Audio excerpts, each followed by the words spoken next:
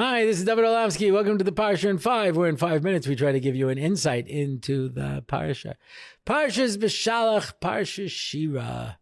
I want to share an idea that I heard from Rabbi Dovid Orlofsky many years ago on Parshas Beshalach. It's a chazal right at the beginning. It says, Beshalach Paro as Bnei Yisrael, when Paro sent Bnei Yisrael out. Paro had a say in the matter at this point. It's an amazing thing.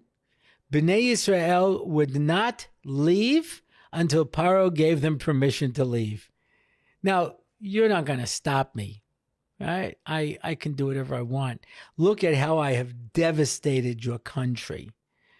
You know, we spoke about Barad back in Parshas Ve'era. When the Barad came down and destroyed almost all of their grain, they looked at starvation in the face.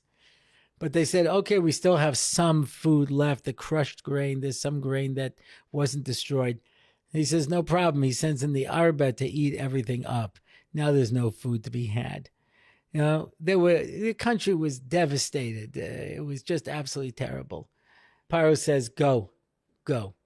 They waited till Paro went. And not only that, in all of his dealings, you see that Moshe always treated Paro with respect. As Eliyahu Navi treated Achav with respect, even though Achav had brought in all of the Avodah Zarah, and Eliyahu brought a famine for 3 years just to get the people to listen. And finally, he proves that Hashem is right.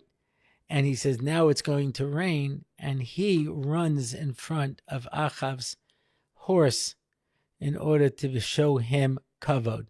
We always show kavod, even to people who don't deserve it.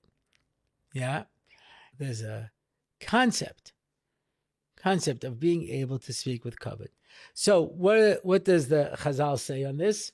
It says, a Talmud Chacham without derech eretz, nevela tovas chayimenu, is to teach us that a Talmud Chacham, a Torah scholar who doesn't have any midos, doesn't act nicely, a dead carcass is better than him. So Rabbi Dovid Orlofsky explained, why is that? And he said, because, you know, we have different states of matter. In English, when you play 20 questions, the first one, you know, they usually say animal, mineral, or vegetable. We say it differently in Hebrew. We have domaim, which is mineral, tzomeach, which is vegetable, things that grow. We have chai, those are animals, and we have adam, a person. We don't put them in the same category of animals. Above that is a Jew, and above that is a Talmid Chacham. And as you move up in the levels, so the tumah, the uncleanliness that is created when they die, go along with it. So when a rock dies, there's no tumah. It's a very low form of life. Yeah, if you think of life.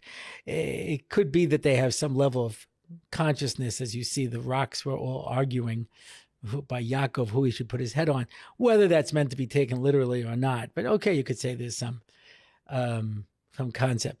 So me'ach, it's not tameh, but if you make it into a kli, it can be makabel tumah at least. All right. Chai, when an animal dies, that's the first level of serious tumah. That's a nevela. And when a non-Jew dies, there's a higher level of tumah. When a Jew dies, tumas meis, it's a higher level. A Talmid Chacham who's higher than that, when he dies by having no midos, then a nevela is better than him, because a nevela doesn't have as much tumah as he does.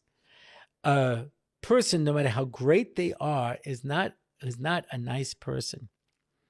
Dave Barry, a humorist out of the Miami Herald, he wrote a book, Dave Barry Turns 50. And he had one of the articles was 25 things I learned in 50 years. And one of them is someone who's nice to you and not nice to the waitress is not a nice person. Reb Moshe Feinstein, at the end of the shul dinner with all of the donors, would go into the kitchen and thank all of the kitchen staff personally for making such a beautiful dinner and doing such a good job. You have to be a person with derech eretz, with midos, and to care about every person. If you're not a mensch, we didn't leave Egypt because we devastated them and said, go ahead, try to stop me. We waited till Paro gave us permission, Beshalach Paro.